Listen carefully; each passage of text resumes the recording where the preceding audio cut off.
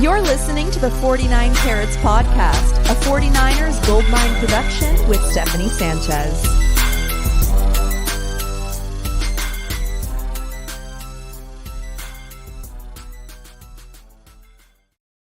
What's going on, everyone? Welcome to another edition of the 49 Carats Podcast. I'm your host, Steph. It is Tuesday, April 30th.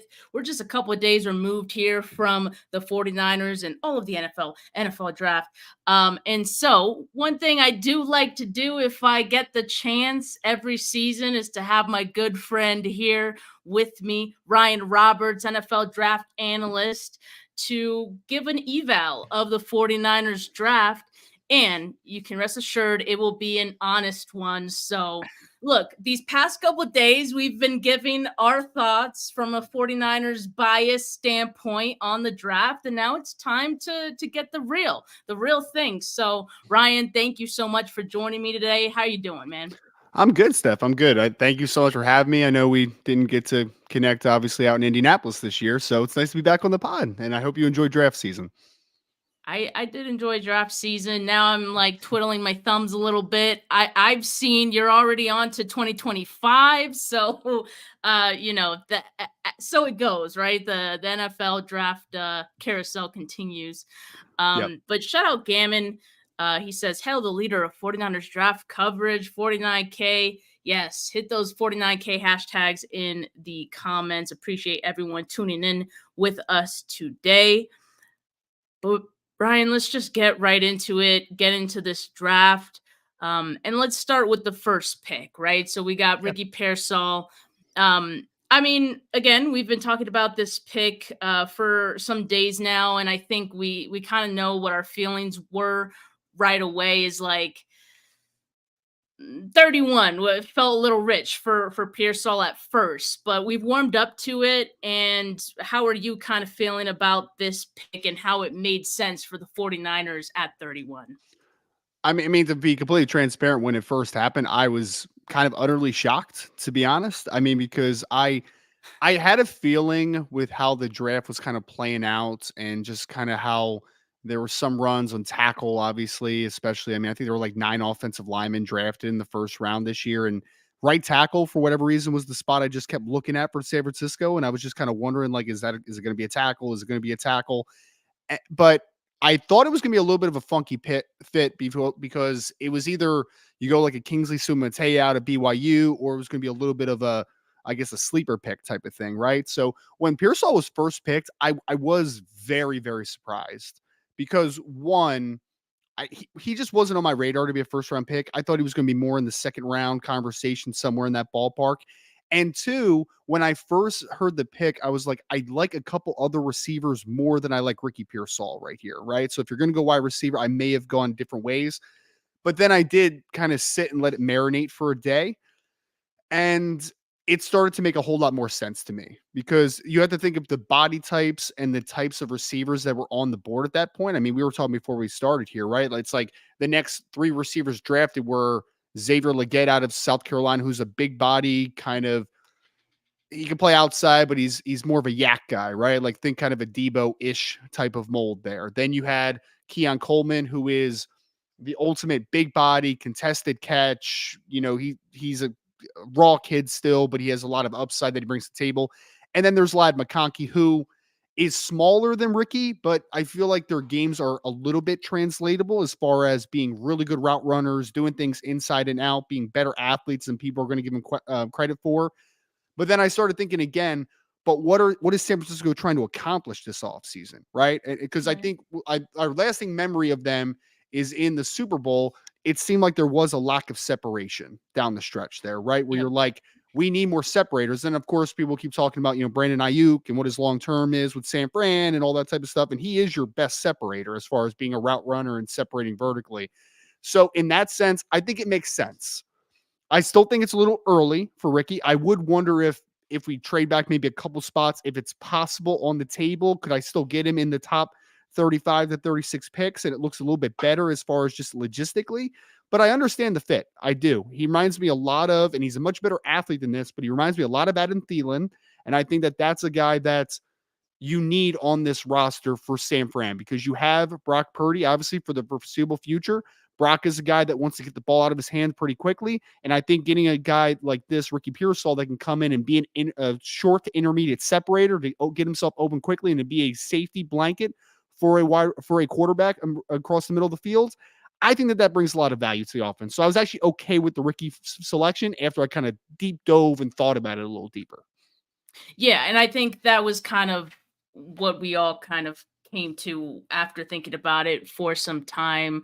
I mean, obviously, Deebo Samuel, while he is technically signed beyond 24, I think the writing's kind of on the wall that he's probably the next to go after 24. Juwan Jennings only on the roster through this season as well. So you really have, two needs there. And we'll talk about the other wide receiver they picked up here in a bit. But yeah, I think Ricky Pearsall does fit a need. And then also, like, Deebo Samuel has dealt with some injuries, in the last 2 seasons. This past year, he missed, I think, 1 game. And then there was that other game or he might have missed 3 games, if I'm remembering correctly.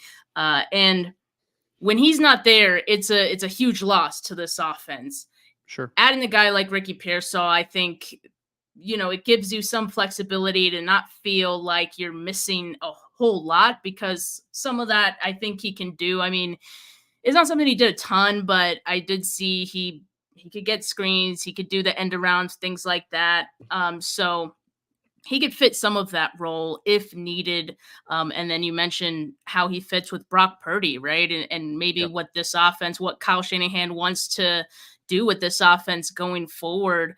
I do kind of feel like we see a shift and separation, probably, going to be something that the 49ers want to emphasize. I mean, that is what they mentioned, John Lynch and Kyle Shanahan, in their post-draft presser, right? Separation. And I think the Super Bowl was kind of probably an eye-opener for those guys, seeing Deebo struggle with that.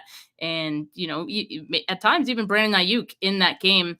And so, Pearsall hopefully could help with that. And yeah, I think it's going to be a good fit. And just looking how, the wide receivers shake out with the 49ers, I would expect Ricky Pearsall to be the 4th on the depth chart, right below Juwan Jennings. And, if anyone has an injury, he's going to be able to step right in. I mean, we talk about the experience he had as well. And I think that's another thing that's pretty huge. I mean, 55 games played, 34 starts. Are you concerned at all about the age factor? I know, he's turning 24 in September. That's kind of a theme if you look at some of the 49ers picks from this season. I mean, does have the 5th-year option, of course, being selected in the first round. But you look, he'll be like almost 30 at that point. Well, I'm actually not, and it was actually a note that I forgot to mention. I think it's a very important one. Is that, like, let's say if they would have went Xavier Legette or Keon Coleman instead of Ricky Pearsall, I like the long term potentially more there if you develop them properly in their specific role. But those guys are not really ready to play in 2024, right? Keon is a guy that needs development. He needs to mature a little bit. He needs to percolate. Like, he needs those types of things. Xavier Legette was a 1-year wonder at South Carolina. Like, he needs time to develop into that role. Ricky Pearsall, and I think it comes down to, again, Ricky Pearsall, Ladd McConkey, the 2 guys that I look at that were on the board there that would have made sense, because San Francisco isn't rebuilding. They're not looking 2 to 3 years ahead. They're trying to win a Super Bowl. I mean, they just went off of a Super Bowl where, one thing goes another direction, they might be Super Bowl champions at the end of the day, right? So I don't think you're drafting at pick 31 this year to build for 2025 or 2026. You're trying to win in 2024. And I do think Ricky Pearsall gives you a better chance to win in 2024 comparative to where Keon Coleman might, if that makes sense. Yeah, and I think that is important because obviously this team doesn't have a lot of needs. So the way they draft is going to be a little different. And I actually feel like that has impacted the way they've drafted in the last few seasons, because given that they didn't have any immediate needs, like, they were kind of dart throwing on developmental guys, and a lot of those guys have not panned out except for, say, Brock Purdy. I mean, which again, dart throw, a lucky one. So good for them. But yeah, I think with this draft, you're starting to see the shift a little bit towards, okay, we really need impact guys for Yep. this year and then also for next. A lot of these guys that are drafted in this class for the 49ers are probably going to get that starting opportunity next season. Yeah, I think it's said perfectly. And again, I think it's you're meshing skill sets well in the receiver room because again, like Xavier Legette would have been the same style of player that Debo is for 2024, right? So how would those styles mesh together? Ricky Pearsall is a very unique player. Like he has some traits that are similar-ish to Brandon Ayuk, you know, the route running, the ability to get in and out of breaks, the understanding how to tackle leverage, but he's a much different player than Ayuk. He's a much different player than Debo. And I think when you're trying to create a wide receiver room, you're trying to really stock it. I think that you do want diverse skill sets. And I think Ricky Pearsall certainly brings that to the table. Yeah, definitely. Speaking of diverse, we've got someone added to the cornerback room that I think does add some versatility to the room as well. And maybe even gives us a look into maybe what the 49ers are looking to do on defense going forward. And I have to imagine that that's an emphasis on coverage, which is a bit of a different philosophy that they've had in the last few years. They did not go defensive line in this draft.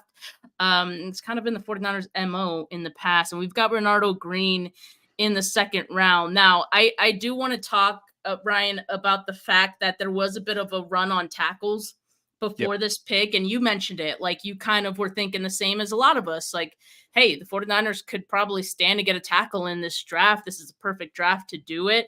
Right tackle is an area they could probably improve with Colton McKivitz being there currently.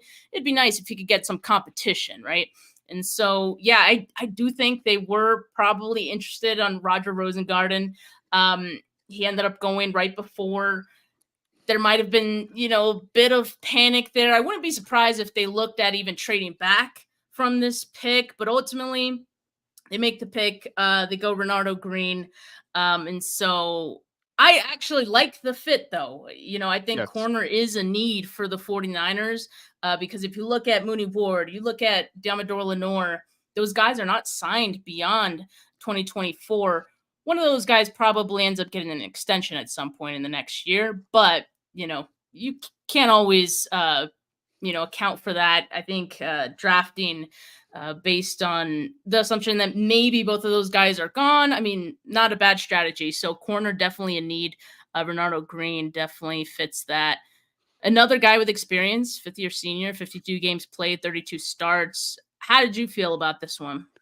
I actually really liked it because you mentioned Lenore, who came out of Oregon a couple years ago. He is kind of the plus version of the I don't even know how to pronounce his first name. We'll just call him Lenore for now, right? He is the plus version because he is that inside outside matchup negator that you're seeing more and more of in today's game. Because look, I know that people still hyper focus on boundary receiver and X and Z and slot and all the different names and terminology for the wide receiver alignments. But in today's game that is so spaced out and diverse, players are lining up everywhere to create mismatches in different spots. There's rarely a player in the NFL today that is a great wide receiver that just stays in one spot all game. It's a commodity at this point, right? So I think that you need at cornerback and at secondary in general, you need diversity of skill sets and guys that can move around the field in a big rate. And Renardo Green is the guy that, for me, in a matchup dictated system, he can play outside. He can play inside at slot. He can move around. You don't have to just call him a nickel. You don't have to just call him an outside corner. He's a cornerback that can do a lot of different things, and he can match up with certain types of body types.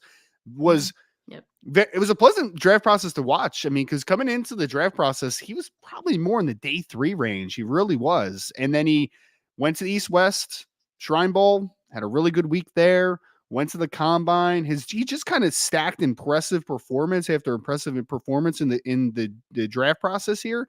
And then he ends up going in the second round. So I think that this is one where you see he is made for today's game, right? The old days of this guy's just a boundary corner, that's all he can do, those things are obsolete at this point, right? There's always the rare occurrences, but for the most part, you need guys like Renardo Green, guys that have experience lining up at different spots, guys that against certain body types and skill sets, they can move around and they can be guys that are matchup negators because offenses are trying to create those mismatches, obviously. Yeah, and then also goes along with the fact that, the 49ers being such a deep roster already, you kind of need to have guys that can add value in a multitude of ways. And, a guy who could play outside corner, who has played some nickel in college, safety even, like I think he does add that value for this team. And you mentioned matchups. I know that's something, John Lynch and Kyle also mentioned. And so maybe they do want to play that matchup game a little bit more with their defense going forward. Let me ask you this, Ryan. Like Brandon Staley, he's not the defensive coordinator of the 49ers, but if you see just some of the moves they've made in free agency and some of the guys they've been picking up through the draft, he has a lot of influence on some of these guys being chosen. So how do you feel like the 49ers defense may change in that regard? Well, I mean, if Staley has any say in it, because obviously I watched a lot of him when he was with the Rams, right? And then obviously when he was with the Chargers, but he is Brandon Staley's a very, I don't want to call it passive because passive's not the right word. He is very, I'm going to play off. I'm going to tackle well in front of me. I am going to get it home with 4, and I'm going to make sure that I keep everything in front of me. And so his big thing is, I want to make offenses put together long drives, right? Like there's not going to be any explosive plays here. We might give up some hitches, some short stuff at times, but we're not going to let anything behind us. Like they just try to make everything hard because I think the way to think of it is, at least from Staley's perspective, the more plays an offense runs, the more opportunities they have to turn the football over, to make mistakes, to do negatives. So I think that terminology is kind of there. I really like though, because I remember when Brandon Staley was at his best with the Rams, for instance, he had Darius Williams. He had some corners that were a little bit diverse in the same skill set. Like Darius could play in the nickel. He could play outside for the Rams. They played a lot of cover 2. They kept a lot of things in front of him, cover 4.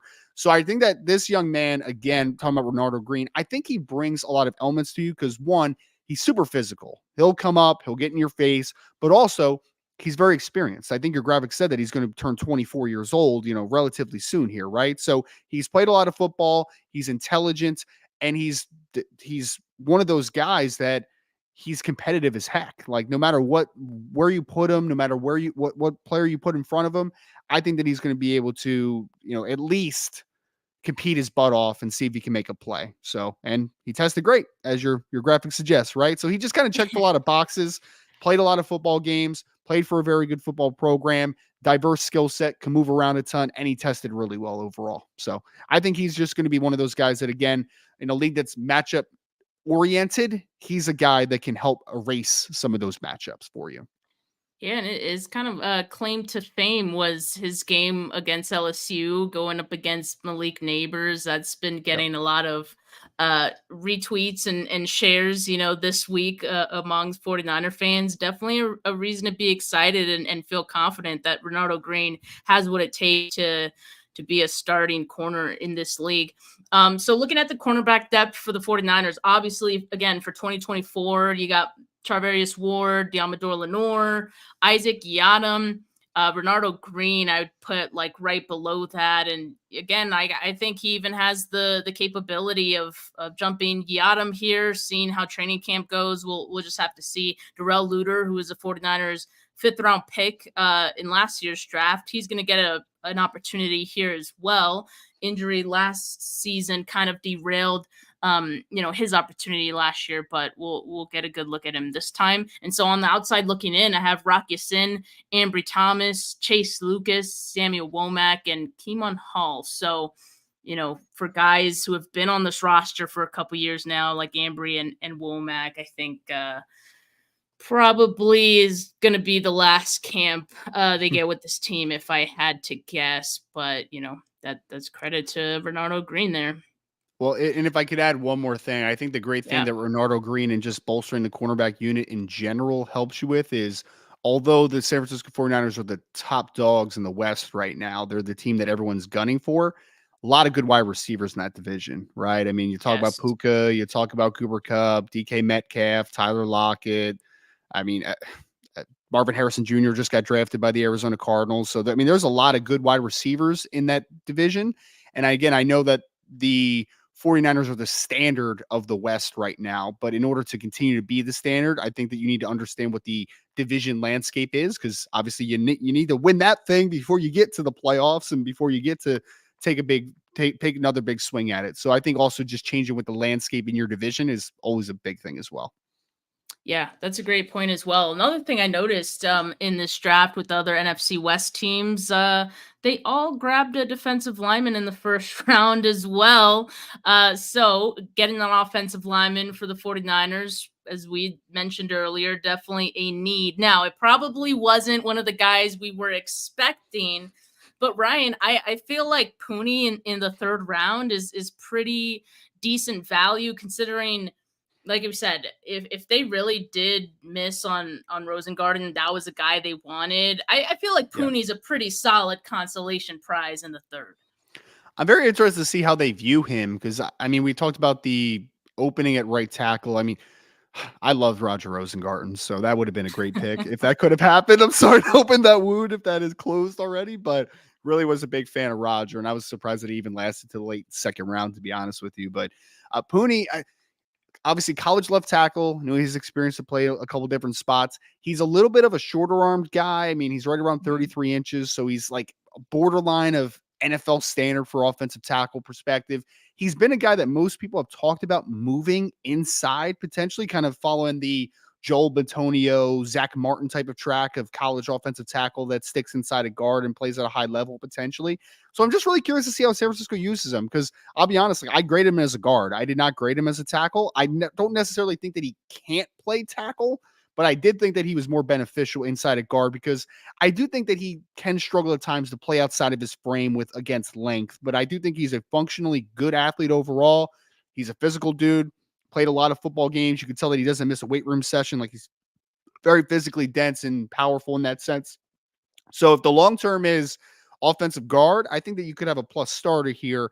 I'm just very interested to see if we're playing him at right tackle and seeing what happens first, or if their whole idea is to continue him inside. I'm just really curious on that one. Yeah, I don't think so. I mean, definitely was something that John Lynch and Kyle were asked about it after, drafting him, and they see him more as an interior guy, and they even mentioned center. So that can be an option in a couple years as well, if Jake Brendel retires at some point. So yeah, I think they're going to try him out at guard, which again, like, probably isn't an immediate need for Right. 2024. He could maybe compete with John Feliciano, or even Aaron Banks. I mean, why not, right? At left guard or right guard. And then I just think it's more likely that in 2025 is probably when we see him, starting. But who's to say that there isn't an injury to one of those guards, in season, and Puni could step in and be able to man those roles. So yeah, I mean, this is one I feel good about. Again, very experienced. And the experience is good. Like, he didn't allow a sack in 2 seasons. That'll do. That'll make 49er fans pretty happy. Only 2 penalties in 2003. So he's pretty athletic too. So yeah, I'm excited to see what he might look like. Again, maybe wasn't the first choice, but a pretty damn good consolation prize, I think, for the 49ers here. And if you watch Kansas football, I think that he'll be very comfortable with the run scheme that Kyle Shanahan wants to run as well, because their offensive coordinator at Kansas actually is at Penn State now, guy that I think is going to do a tremendous job with the Nittany Lions. But I know that Kyle has mixed in more inside oriented runs than just the strict outside zone he has kind of grown accustomed to. But if you watch Kansas film, they were a heavy outside zone team, heavy outside zone, heavy inside zone. I think that experience also with just the outside zone running scheme, if the 49ers are going to major in that like they typically do, I think that it's a pretty smooth transition in that regard. Yeah, and the 4.4 shuttle, definitely something that, the 49ers do covet with their offensive linemen. So, that speed there and agility is good. Yeah, Technic Chic. So thank you for the clarification. In his interview, he said they told him they see him as a guard with being able to play tackle in a pinch. So, yeah, I mean, I guess they would feel not too bad if there was some injury to one of their tackles. And I would think if Colton McKivitz maybe had an injury, he would maybe get some run there and be able to have an opportunity to step in. He only played 3 games at right tackle though. Do you see that being an issue for him? Like, do you see him being more of a left side guy? I mean, that's what he's played mostly, right? So, I mean, Yeah. there's always a transition there, but it's better than having no experience at right tackle, right? So, I think that the great thing for him is, like you said, there's not an immediate need necessarily for him to come in and be that guy. So, he could just be a swing guy early on, which is very valuable in the NFL. I mean, it really is. So, if he's a guy that can back up 2 to 3 interior spots and also be your emergency right tackle in a pinch, like that's a very valuable commodity, especially for a team that's trying to win a Super Bowl. Yeah, again, so that not just the depth that the 49ers have, but also, you know, being able to provide value in so many different ways. So this is what the 49ers offensive line looks like today. Obviously, you pretty much have your starters of last season. Uh, say for John Feliciano taking over for Spencer Burford, Jalen Moore. Then I'd have Dominic Puni, Nick Zakel, and then on the outside looking in, you have a plethora of guys. And look, I do like Drake Nugent, and we don't have to talk about him because he was an undrafted free agent, but that's an intriguing one. I'm sure he'll probably, the 49ers will try to stash him onto the practice squad. We'll see how that goes, especially if he ends up having like a solid camp. But yeah, I think even Jarrett Kingston, who was their 6th-round pick, probably on the outside looking in for the 49ers. But this is a good problem to have, I think. Yes, it It's is. nice to get some better bodies in here. I love coming on these kind of podcasts because I had no idea that Brandon Parker was still kicking around. So this is a nice little surprise to me. I had no idea he was still playing. So that's pretty crazy. But yeah, Yeah, I the mean, 49ers picked him up this offseason. yeah. I mean, but like Jared Kingston, like you said, out of USC, I know we're not going to go like super in depth on him, but like you went for a body type and a profile there out of USC that does match what you're trying to do offensively, right? He's a good athlete. He tested as a good athlete. He did a lot of good things at USC, working up to the second level.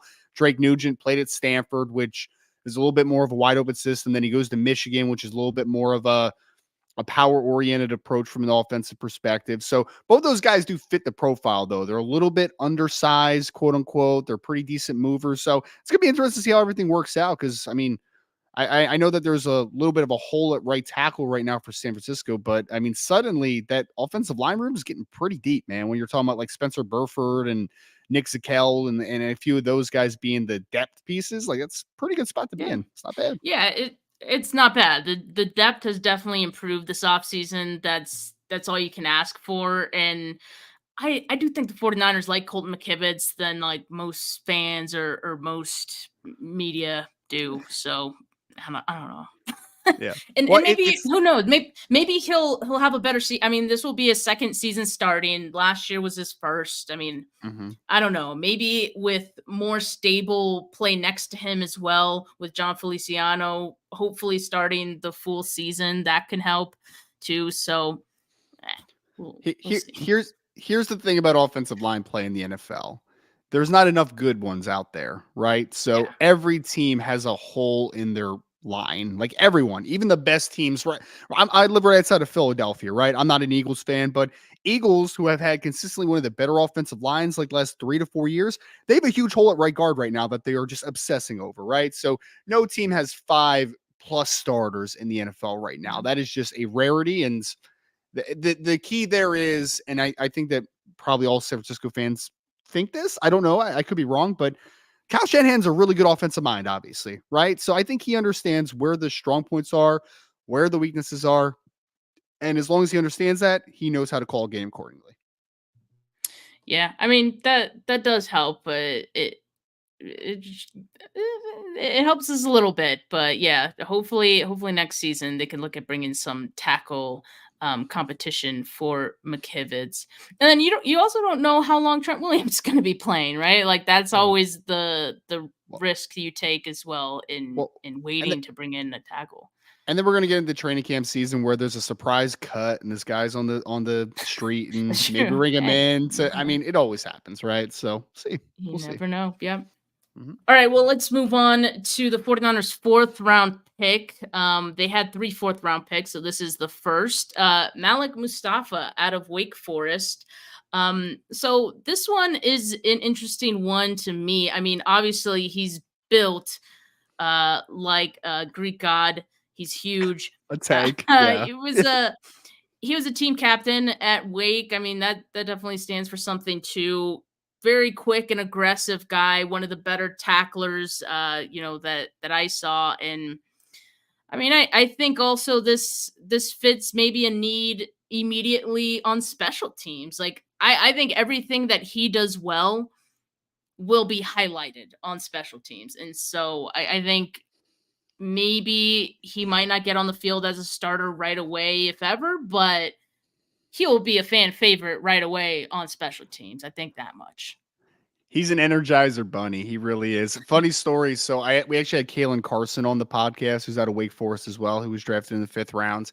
And I asked him about what I thought was his name was Malik Mustapha at that point. He's like, "Oh, Malik, yeah, great guy, absolute monster." And I'm like, oh, "Okay, well, I just screwed up on a podcast. Thank you so much, Kalen." But went back and watched obviously a little bit deeper, and he is one of the most just energetic, not only personalities, but football players in this draft as well. Like he plays with just such high effort and motor. And I know he's a smaller guy, right around 5'10" and, over 200 pounds, but he is built really well, to your point. He is a physical downhill player and he's got great instincts in short zones. Like just being able to understand what a team's trying to do against him. I don't think he's ever going to be a great player playing on the roof, playing from depth. I don't think that's ever going to be his calling card there because he's explosive, but I wouldn't call him loose. Like he's a tightly wound athlete, so he's way better coming downhill on an angle than he is ranging over Yeah. to his sideline. But really good instincts, really good feel in short zone, and he's just an effort guy. I mean, and he comes to balance with some bad intentions. And to your point, if this is a kid in the 4th round that just ends up being a stalwart special teamer and key rotation piece on the back end, that's all you can ask for on day 3. And I guarantee, and I know he has experience on special teams, but I guarantee he's going to be one of the better special teamers for San Francisco pretty soon. Yeah, I could definitely see that. And 74% of his snaps were in the box or the slot in 2023. So, that pretty much underlines what you were just saying. And I do think that is where he's best as well. And so when you already have a team that has Jair Brown and Talanoa Hufanga, and Hufanga, of course, coming off of injury, so not sure what he's going to look like right away as a season starts. But a lot of there's some skill sets that kind of overlap with some of those guys is being like guys who are mostly in the box or just that's where they excel. I think Jair Brown is a little more well-rounded of the 3, but how do you think they kind of fit in together?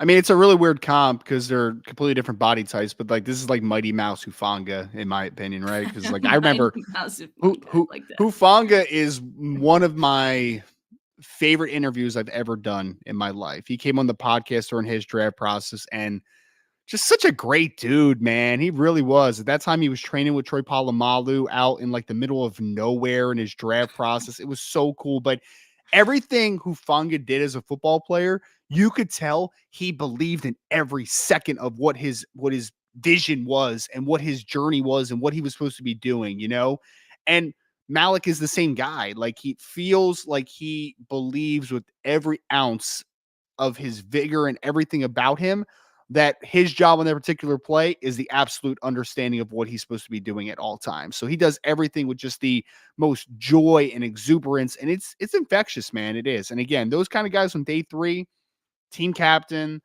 heartbeat of the Wake Forest defense that was quietly very talented. I mean, I mentioned Kalen Carson before, but they got a defensive end named Jasheen Davis, who's probably going to be a top 100 pick next year, more than likely, that went back to school. I mean, so they've had guys over the last couple years on that defense, and Malik Mustapha was the guy that everyone looked for that leadership, especially this season. So I'm in on him. I really am. Again, I think you're correct. He might never be a full-time starter for San Fran, but if he is, I wouldn't be shocked, first and foremost. And I would be shocked if he wasn't on the team in a couple years, because I think that infectious personality, that special teams upside, and that physicality, I think that stuff sticks on the NFL level.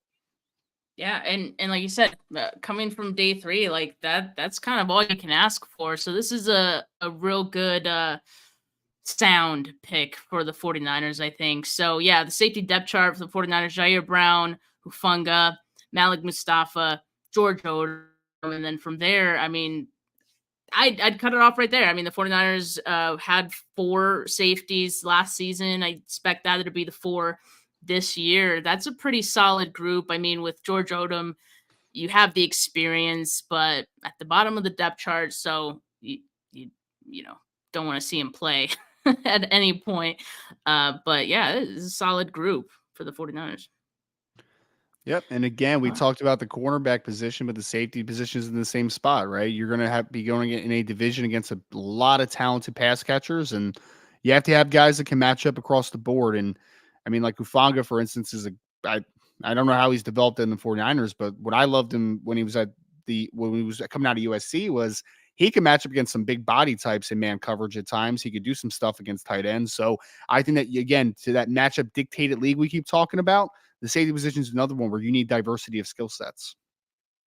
Yeah, and as a commentator here points out, this is a contract year for Talanoa Hufanga. So we'll see if the 49ers do decide to extend him, but I don't know. Maybe they do like Malik enough to not extend Hufanga and keep him around. Probably too early to say, but yeah, it could definitely make some things interesting. Let me ask you this, Ryan, because again, going back to Brandon Staley, much has been said about the star role on this defense. And for those who don't really know what that role is and what it entails, if you could just explain that.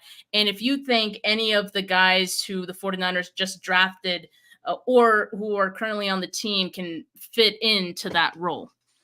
Yeah, I think there's a couple guys that could. So, I mean, look, when we talk about the star position, it can have a couple different names. You can call it a rover, you can call it a star. I mean, basically, it's an overhang position that is part safety, but also part slot defender. So you think of like almost like a big nickel is kind of what the star has become at this point, right? So like the couple years ago, the Rams actually used Jalen Ramsey as their star in their defense because of his ability to play in the slot, but also be forceful in the run game at times because he's a little bit of a bigger, he's a bigger body guy.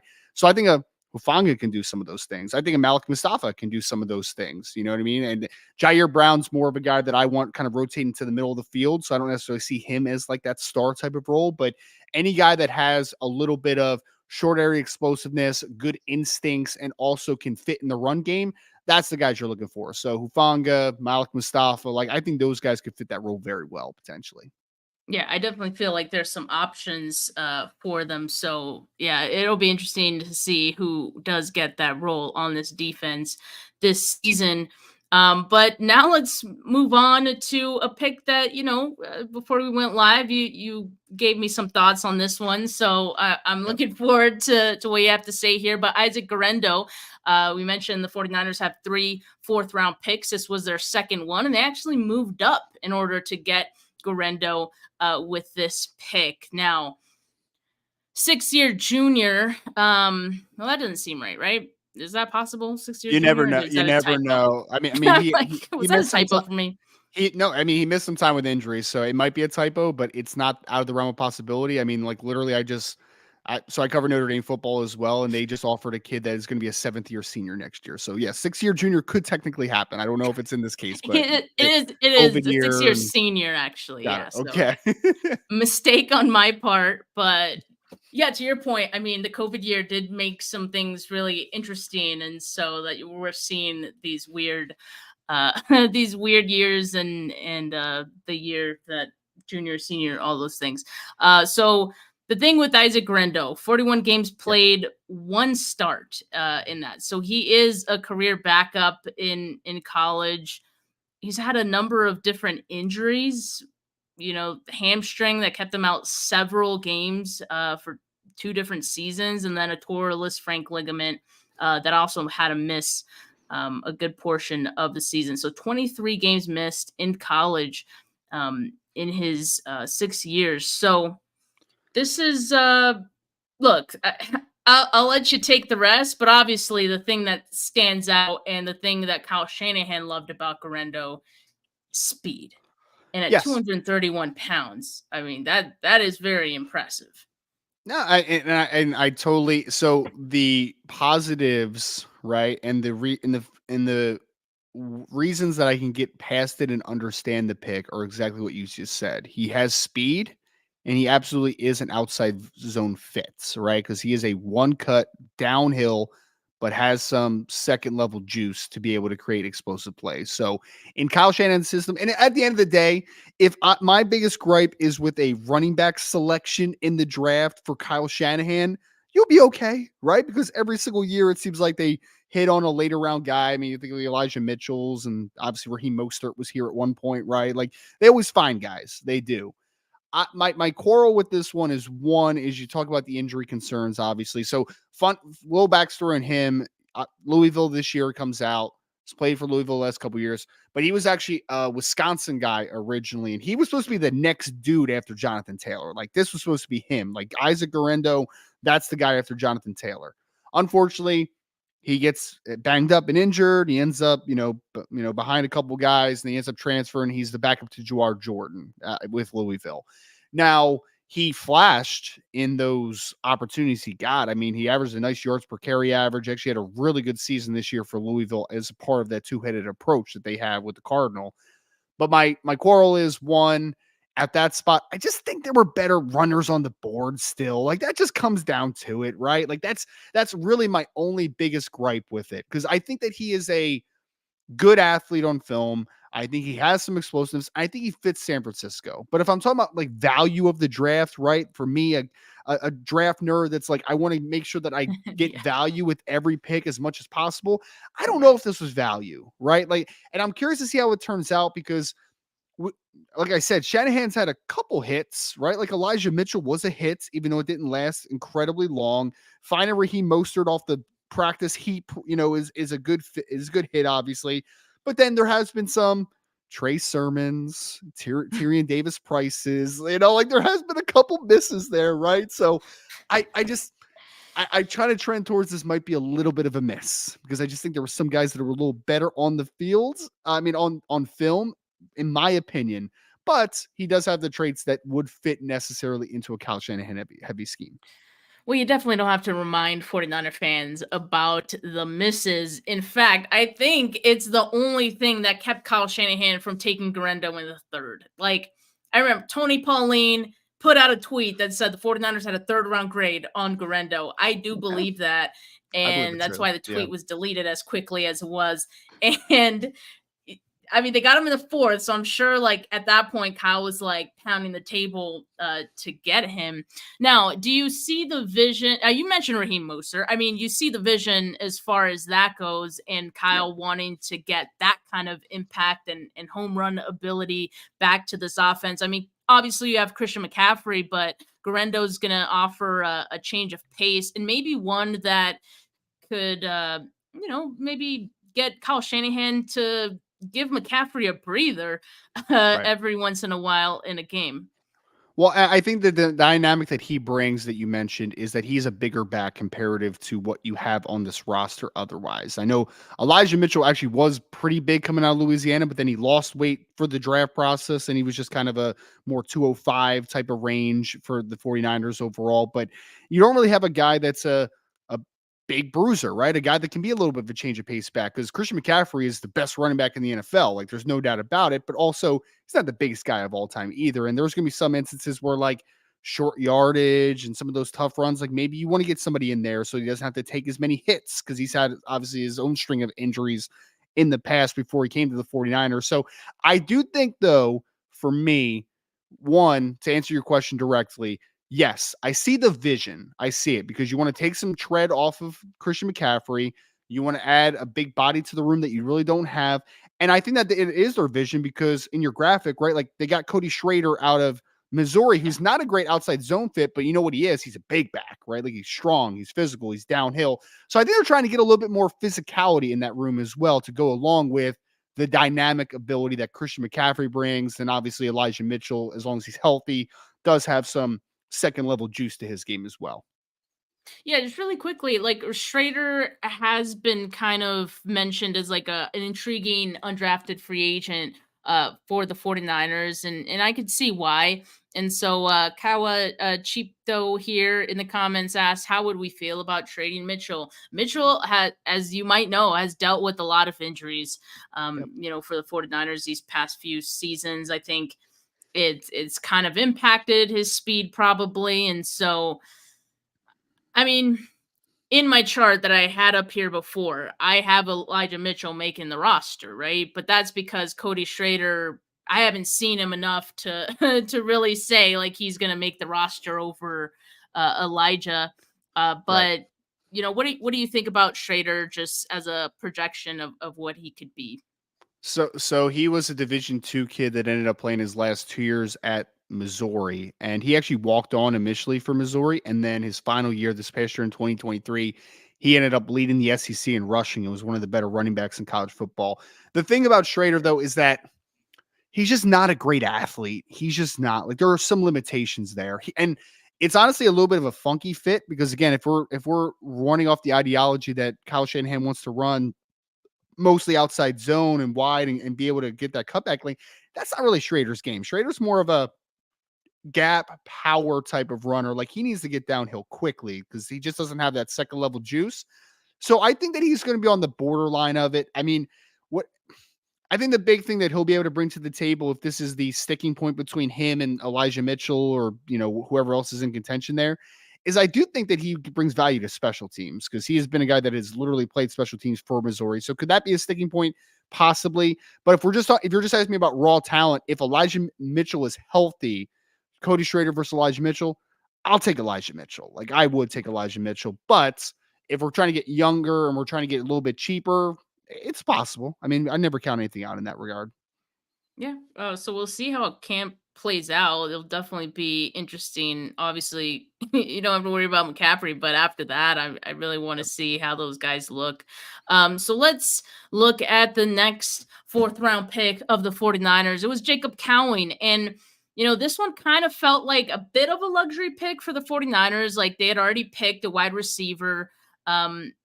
You could say they needed another receiver. I was mentioning Debo and Jawan Jennings, probably not on this roster past 24. But I mean, I think this was pretty decent value for the 49ers here. What did you think about Cowing and how he fits in with the 49ers? Oh, I love Jacob Cowing. I've loved him since he was at UTEP. I forget if he led the yeah, I forget if he led college football in receiving that year, but he was among the nation's leaders his last year at UTEP, and then he transferred to Arizona, where he's been here the last 2 years. 2 years ago, he was the leading receiver for Arizona, and he was the guy. He kind of had to share a little bit of limelight with Terriano McMillan, who we're going to be talking about in the 2025 NFL draft very shortly here, more of the big body guy.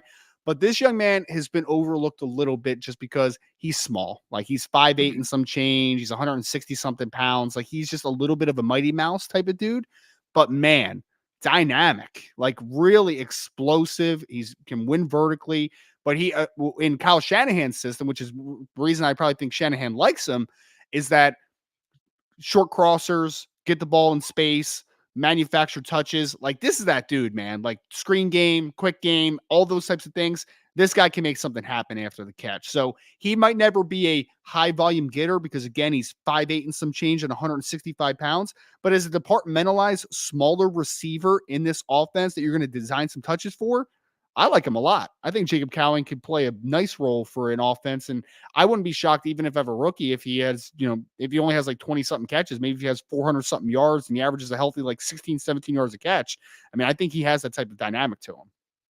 And you definitely see the production that he had in college. 57 straight games with the reception. By the way, he played 58 games in college, so that is pretty crazy. And only FBS player with 90 or more catches and 12 or more touchdowns in 2023. And 51.7% of his catches went for a first down or a touchdown in 2023 as well. So a lot of production, at Arizona. And, you mentioned maybe he's not going to be a high volume guy at the next level, but this tells you he's dependable. Yes. And, could carve out a role for himself at the next level. And again, if he's going to be the Juwan Jennings replacement, I think this is an upgrade over Juwan Jennings. Now, different types of slot receivers or wide receiver threes, right? But again, like if we're talking about a bit of a philosophical shift for the 49ers on offense, wanting to bring something different to the table, I think Jacob Cowing is that.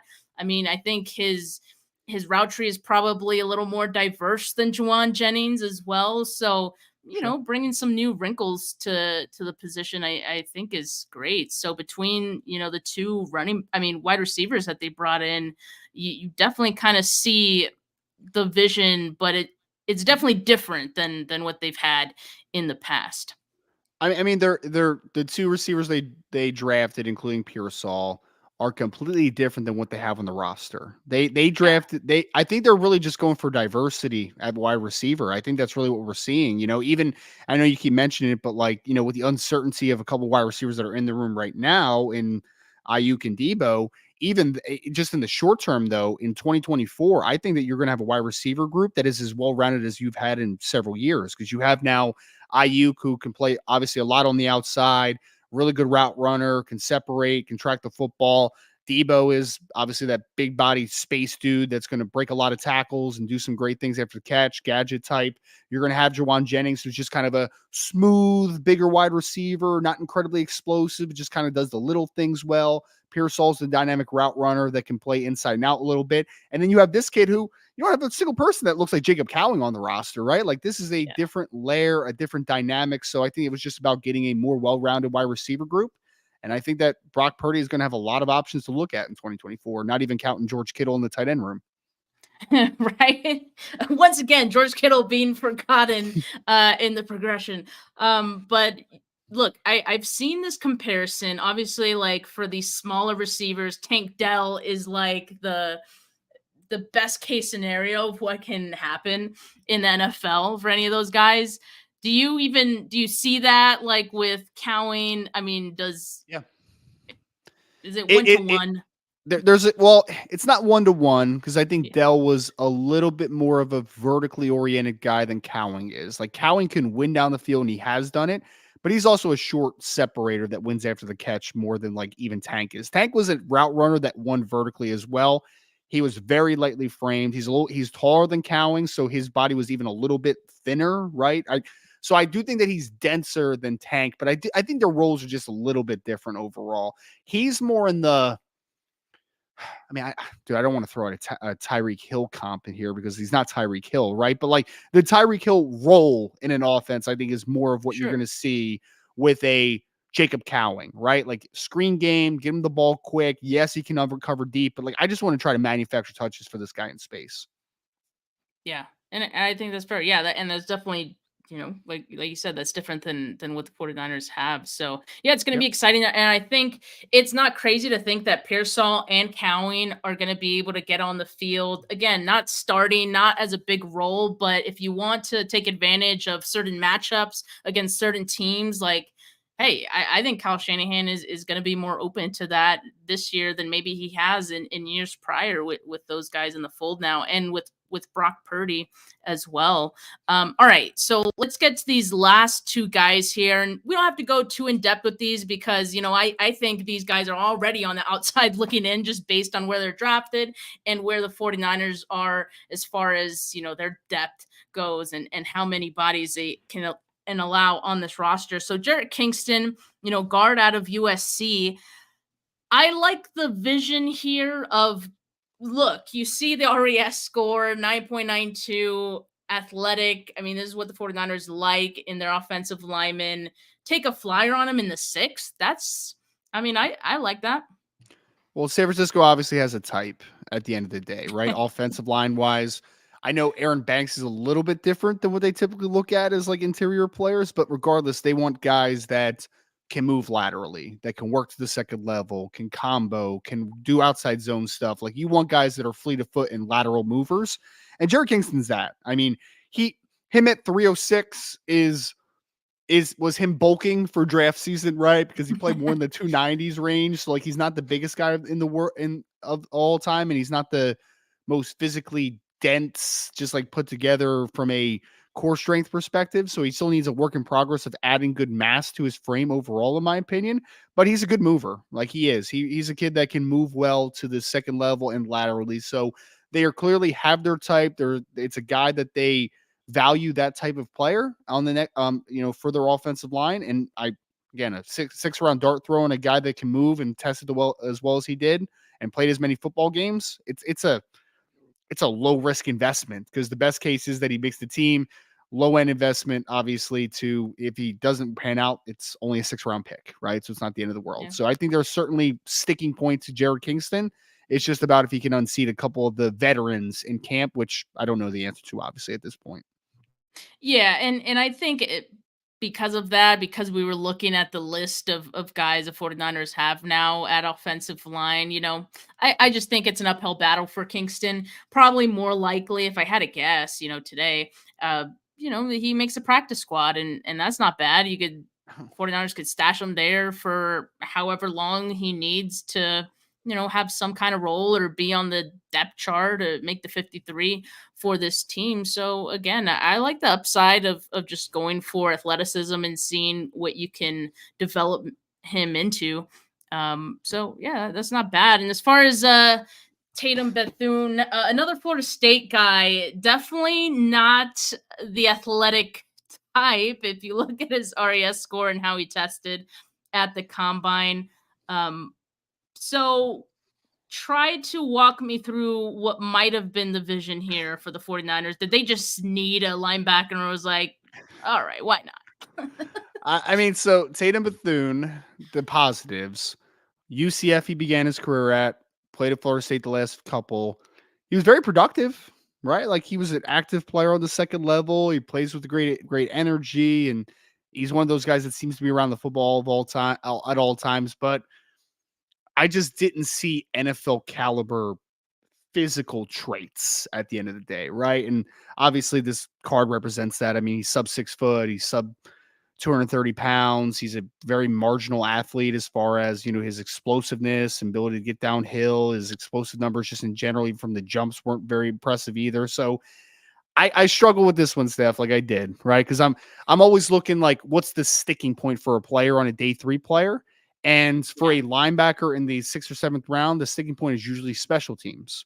But when I look at a guy that's undersized, not great length, and also not incredibly explosive, kind of struggle for that kid to make a roster. You know what I mean? So I think that he's a good leader. He was a captain. He was productive, all those intangibles that you really like. But I would be surprised if Tatum Bethune makes the roster in 2024. I mean, as nice as I could put that out, it's a 7th round dart throw. Yeah, for sure. And I think, again, probably we'll have them stick around on the practice squad. And the 49ers they drafted 2 linebackers in last year's draft with D. Winters and Jalen Graham. So those guys probably going to get an opportunity this season, especially with Dre Greenlaw's status to start this season. Obviously not going to be starting the season. So they brought Campbell in this offseason to help fill the Greenlaw role, but I'll just say this, like the 49ers, like they've had a track record of bringing in like random linebackers late in the draft, and like they've turned into contributors, at least some of them. So I'll just wait and see what happens. But yeah, I mean, definitely not going to hold my breath. Definitely not going to assume he would have any type of role in 2024. Like I said, probably a stash on the practice squad and see if you can make something out of it. But again, I'm not mad at the last two picks just because it's like it's 6th, 7th round for a team that is as deep as this one. I'm not losing sleep over it. So I like this draft as a whole compared to the 49ers last two drafts because, again, like there were too many dart throws in the last 2 or 3. And in this one, I think I saw like a clear vision, and I see the experience that these guys have, and I think they're going to be ready, when their number's called, to be able to play and make an impact on this team. But if you had to grade this draft, Ryan, what would you grade it as?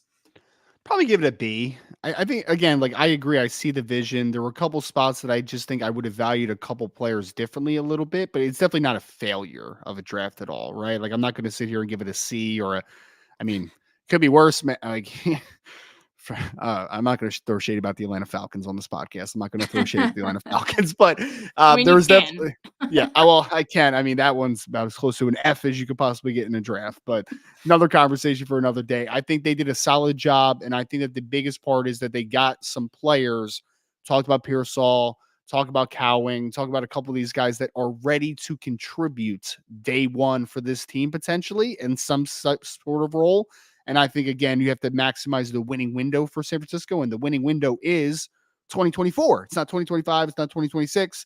You need to win now while the iron is, while you still have it. While you still have this momentum building. And I think that this draft helps to move the needle that way. Yeah, for sure. And at the same time, I think it does kind of give a bit of a foundation for 2025. So it's a good draft for both, like finding a balance between the two. And that's what I'm excited about. So Ryan, as always, a blast having you on, and thank you so much for your insight. So much about these players. You're rattling off, arm sizes and things like that. I mean, it's nothing short of impressive every time I have you on. And look, give me one player from the 2025 class that we should just remember in the back of our minds. So I started in on offensive tackles. That was my early, perfect. My favorite player that I've evaluated so far is Arizona offensive tackle guard Jonah Savanea. So another a nice little Polynesian kid for you there, I guess. Deep experience at guard. Played right tackle this past year for Arizona as well. 6'5", 330 pounds, dense, physical. I put a top 50 grade on him right now, and I think that he could be a first round pick. So Jonas Savanea, number 71 for Arizona, if you like him. All right, you guys heard it here first. We're gonna start looking into that one for next year. But Ryan, thank you so much again for coming on. Always appreciate it, man. And sure. For everyone that tuned in, make sure you like this video. Make sure you subscribe to the channel if you haven't yet. Audio listeners, leave a rating, leave a review. But for now, have a good rest of your Tuesday night, folks. Peace.